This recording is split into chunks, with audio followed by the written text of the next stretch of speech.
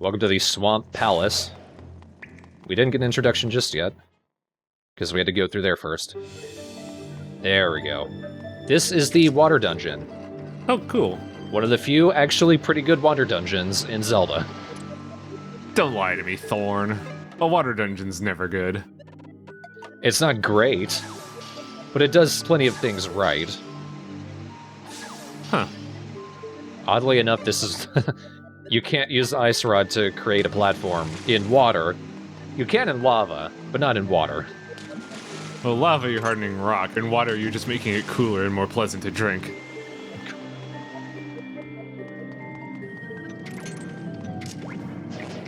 Oh, these things. I mentioned in Turtle Rock that the speedrun does a couple neat things. These little shell dudes, oh boy, they ruin things. I need to watch it, I still haven't. Mostly because I'm doing the LP and I didn't want it messed with. You didn't want to ruin your brain? Sort of, because I recorded all of the LP last year.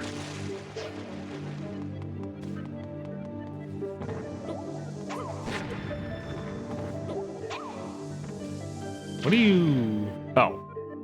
Yeah.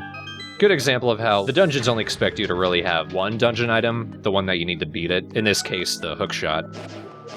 In other cases, they'll sort of take care of you. I'm kind of curious how they plan to... Like, Breath of the Wild is the thing, and everybody's really excited for it. I'm wondering how they're going to handle dungeon design for that. Because the big draw for Zelda game design is, like, dungeons based around items you get, and it usually evolves based on how long the game goes. Link Between Worlds is kind of a step forward and a step backwards in that regard, by giving you open-ended nature for sacrificing complexity. With Breath of the Wild, wow, that's such a hard name to remember. With Breath of the Wild, you have full open-ended nature to where people are saying, oh, you could just beat the game in 20 minutes by going to Ganon's house. So I'm wondering how they're going to do dungeon design. Yeah. Also, apparently you can open chests while you're standing on them. It's not too hard. All you just got to do is defy gravity.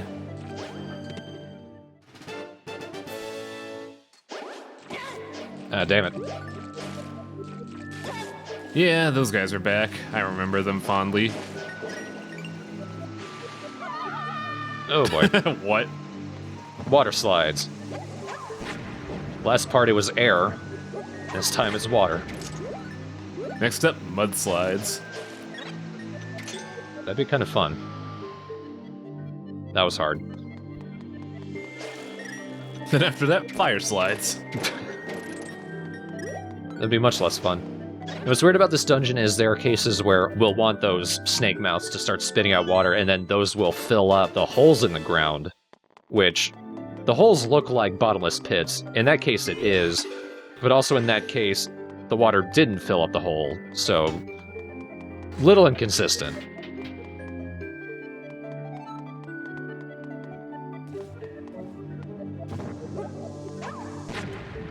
I knew it. That is clever design, though. Like you mentioned before, the game takes care of you if you don't have the bombs, so that's pretty clever puzzle design still. It's like, hey, can you figure this out? Ah, there you go. It's a great way to make use of the game's enemies. So here's an example of the water filling up. And there are a couple of rooms where we are setting the water to different levels, which was plenty annoying in earlier Zelda games. In this case, it's reserved for just a couple of rooms, which I'm more okay with.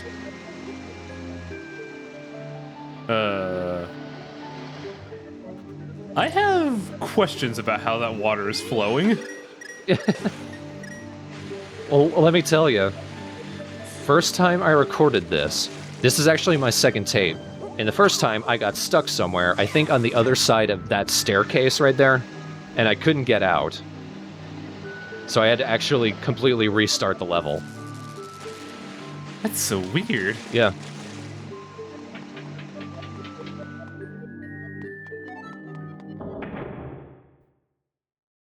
Big man.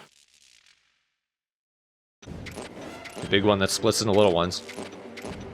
You don't give a fuck that I'm stabbing him in the face. All I could do is approach menacingly. Still haven't learned. I was just about to say. Oh, hey, that's better.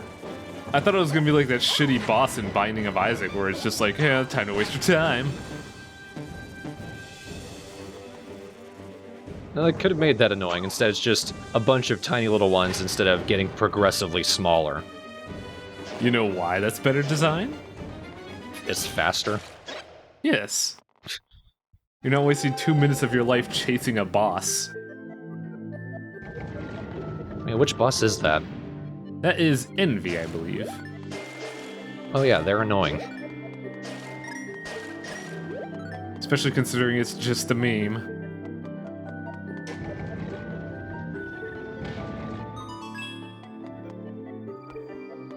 There we go, now it's a matter of filling up the water all over the dungeon. Which again, we don't have to do often.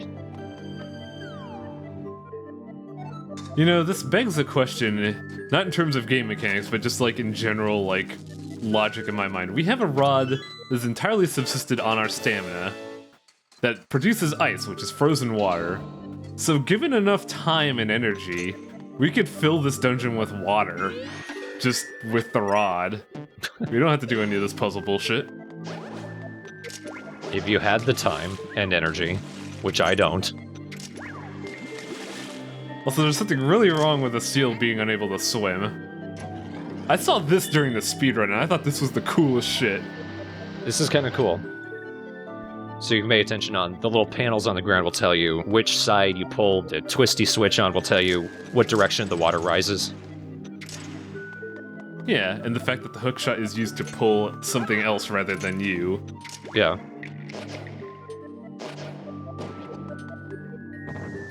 I don't know why I thought that would work. It did, but I don't know why I thought it would.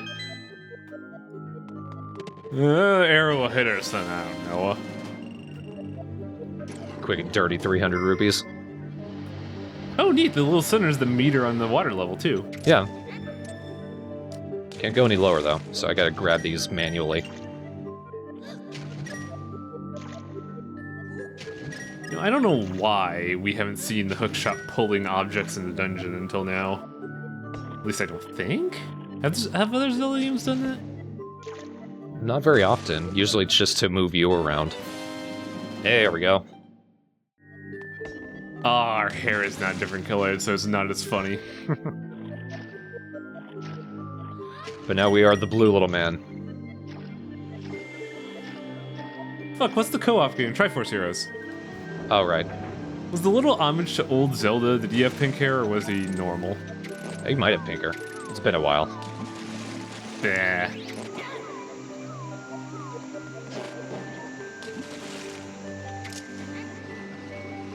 I should pick up that game now, I think. Well, I mean, we'll need somebody to hop in, because we don't really know where Yoshi is, but I want to record some more of it. Damn it! I thought you'd have iframes there. So did I.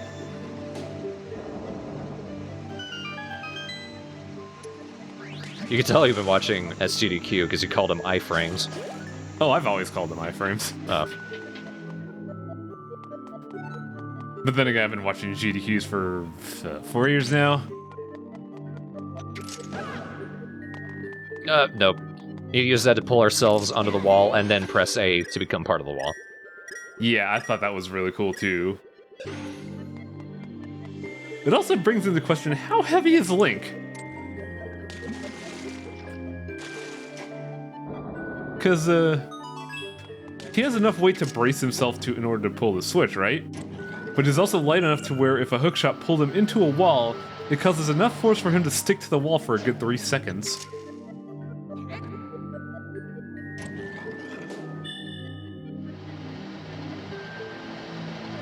Brings all the enemies up to me.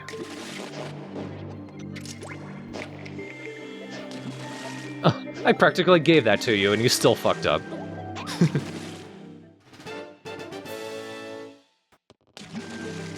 Why are there enemies in a water dungeon that can't swim? I don't know. It just crossed my mind. I'm like, how did you fuck up this bad? That's how it is in Bomberman Second Attack, Oh yeah. as we went over while you were there, so... Maybe it only happens when you're around. Along with getting seared. I think maybe nice. Yes, it will. I was gonna say sand rod will work just as well. Eh? No, it wouldn't. No. God damn it.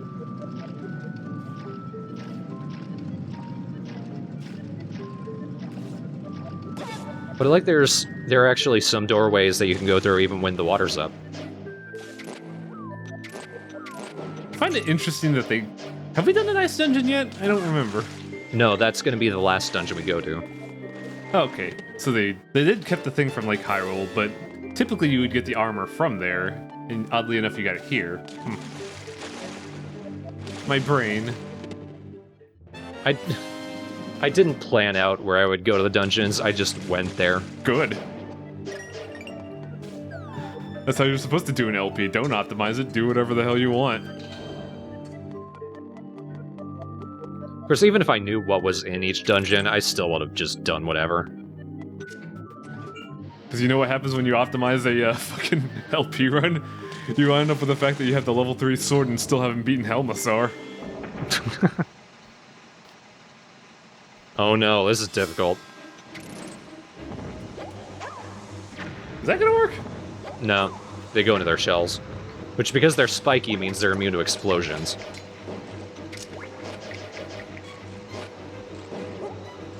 God, it's like seafood night at a buffet. Dead seals. Oh, that's what they are. I thought they were like mollusks. They could be. I don't know, they look like seals to me. What? That's kind of clever, it moves the hookshot target over.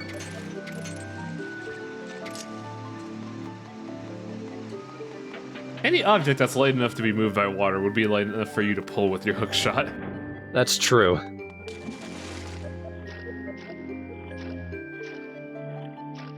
But we're just gonna assume it's an extremely strong water stream. Because, I mean, it shoves you all the way across. Yeah.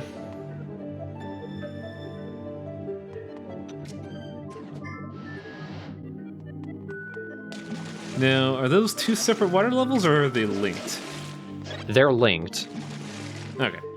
but, like, you need to use one in order to get back up. Which is why they gave it to you there.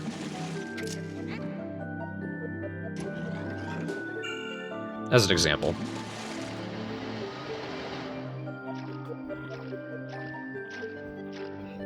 This does make me think, if Link was able to dive low enough, could he actually kill himself? That's a pretty dark thought there, Thorn. Hi, I'm Thornbrain. Nice to meet you, Highwing. Well, in terms of human would it be human psychology or just general physiology? I'm just weird.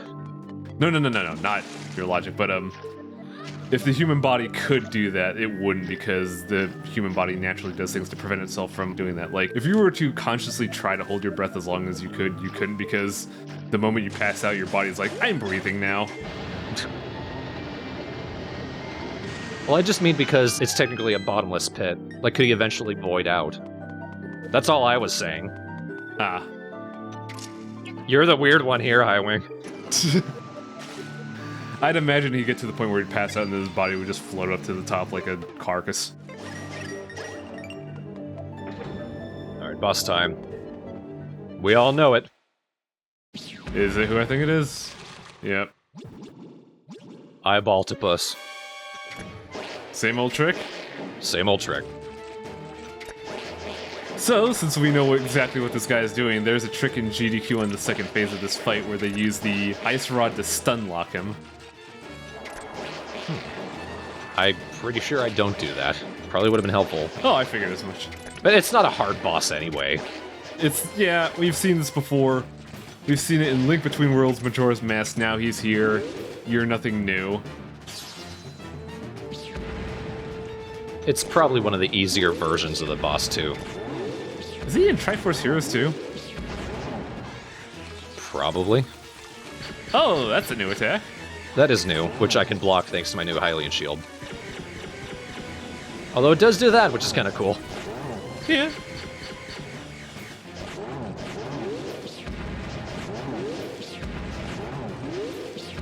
Oh, it's not use Ice Rod to stun lock. They use Ice Rod so they can maintain damage as he bounces around like a fucker. Ah, yeah. Oh, man. It's kind of smart not even aiming at me. Yeah. Bye. We don't even know your name. Not a hard boss, kind of a cool boss, at least in the second half. Mm-hmm.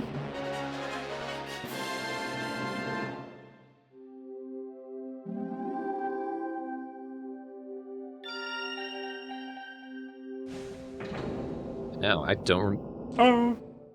I don't remember who's the sage for this one. I have an idea.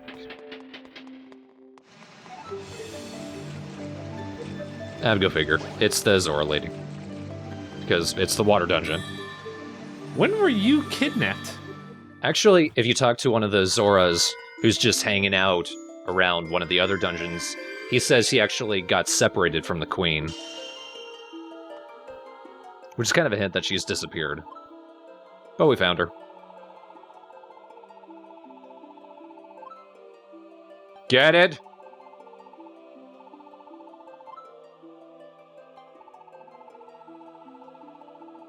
Did you turn fat from not having fresh water?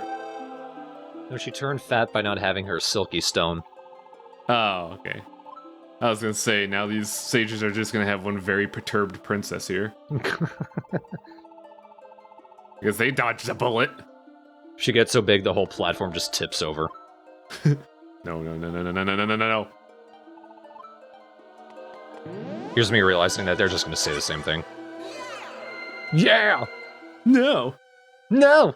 That was a Swamp Palace. Next time, we're gonna be doing a little bit of exploration, including going through the rest of the Treacherous Tower, since I'm a little better equipped to go there now.